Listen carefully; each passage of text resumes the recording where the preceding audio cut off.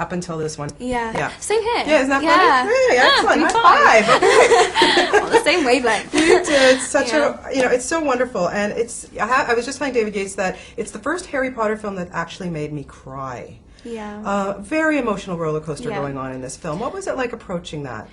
Well, I have to tell you as well, even though I knew what was going to happen, I was there when it happened, I've seen the whole film being made, I cried too. I'm not just saying that, I really cried. I just think Dan did such a good job. Well, I don't know if it's the same bit for you, but the bit that really made me cry was obviously when Sirius dies. And it's just Dan's face, just like these just big, just puppy eyes, just absolutely just can't believe it's happened. And it's just so awful, but anyway, I'm not going to ruin it for you. It was good. The set had a different feeling to it this time. It was quite an intense film to make. Yeah. A lot darker. I just think they progressively keep kind of maturing and growing with us, which is nice. Exactly, because I was going to say that. I think this is the film, I mean, as we've seen you grown up on screen since you were 11 years old, but to this, I think that, personally, just watching it, it seemed to me that you really related to these characters the most out of all of them. I think so. I mean, David really wanted to, not forget the other films we've made. He wanted us to take everything that we'd learnt, all of our experiences from it, and bring it all together in this one, which you can kind of see where he used all of the flashbacks from all the other ones, which is so weird because then there's just the shot of me when I'm 11 and now, and it's really weird. But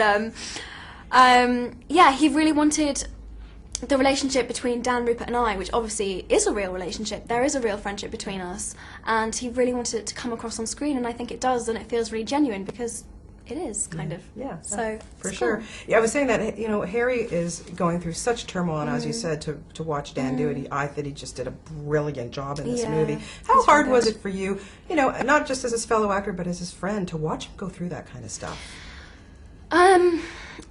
I guess, I think it was, it's emotionally exhausting doing that kind of acting every day, and I think, Dan never let it show, which I really admire. He's really, he never says he's tired. He works so hard, and he did a really good job, and I guess you just just try and support him really and tell him.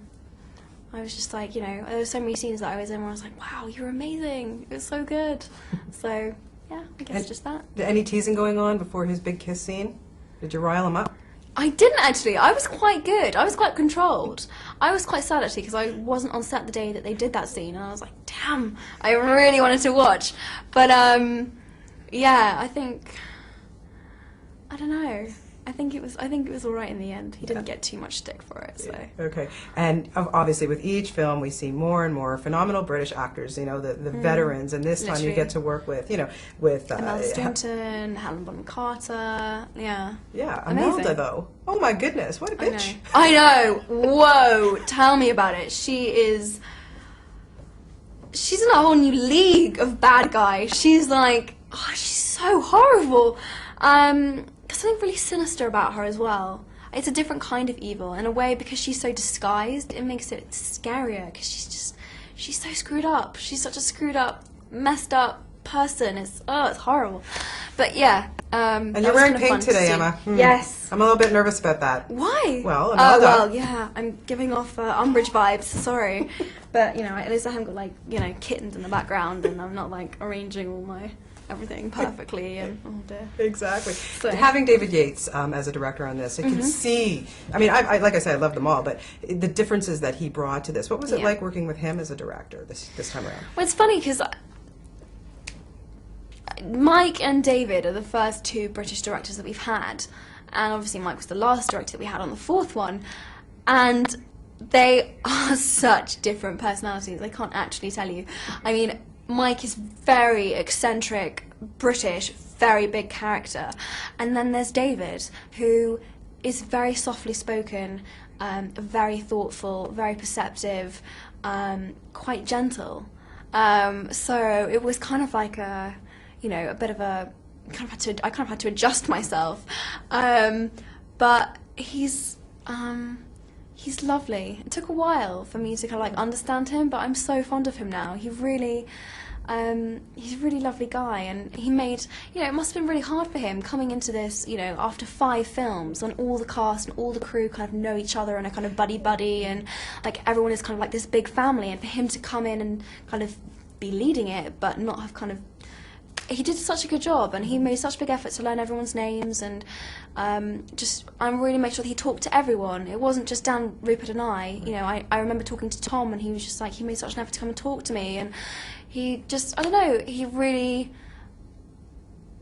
wanted to understand what it was all about and not change. I mean, obviously, there are new things that he's brought in and definitely elements of his personality and character that are in it, but he really wanted to understand and use everything that's also come previously, which I really liked. There's so many great themes in The Order of the Phoenix, but in the end, how important is it to stick by your friends or have them stick by you? Oh my goodness, so important. I think friends are so important. I think Harry goes through a really difficult time when so few of people that he thought were friends decide to stand by him. I mean, pretty much Ron and Hermione are, and Neville and Ginny, hardly anyone really believes him. So he gets pretty angry, which you can kind of understand. But I mean, in a way, I think this film for me, the biggest message in this film is about friendship. And Harry kind of thinks to himself that oh, if I keep my friends at a distance from me, then I'll have less to lose. And what he realizes at the end, which is kind of touching, which is that yes, he has more to lose and it's scary and stuff, but it means that he has more to fight for. And that's something that Voldemort doesn't have and never will, and it actually makes him stronger than he will ever be. And it's really cool that he realises he doesn't have to do it on his own, and there are people that, I don't know, it's really cool. It's really like, I think it's a really good message. I totally agree with you. I was saying, as you 3 of you have grown up before our eyes, it's just amazing how you've all matured and become such wonderful actors, really. Like, kudos to you. Thank you. But in the end, you guys are international superstars. How on earth do you stay so grounded and such a lovely young lady? Oh, thank you. I guess I just don't, I don't know, I live a really normal life. Apart from just around the kind of release of the film. I know it sounds weird, but when I'm not filming, I make such a big effort to keep going back to school and keep living as normal life as I can. I try not to use chauffeured cars and bodyguards and things like that. I just public transport and being with my friends and being people my own age, and just my family keep me really grounded. I have a really, really strong, really supportive family around me, and that makes such a big difference. And can you go out shopping, like in London? Do you find that I do. The thing is, if it ever got to a point where I couldn't, I think I'd be so unhappy. You just kind of, I'll get stopped by a couple of people, but that's not going to prevent me from living my life. You just kind of, I'm kind of used to it now. That's the other thing that people don't understand. I've never really known anything different. I came into this so young. I've just kind of integrated it into my normal understanding. So everyone's like, isn't that weird? All of this stuff. I'm just like, nah. I'm really blasé about it. I'm just like, yeah. I don't know. So you just kind of. Good for you. I look forward to the next film, which you start up soon, and it's always lovely talking to you. You're just awesome in this film. Thank you. Thanks. Oh, thank Nice you to so see you much. again. You too.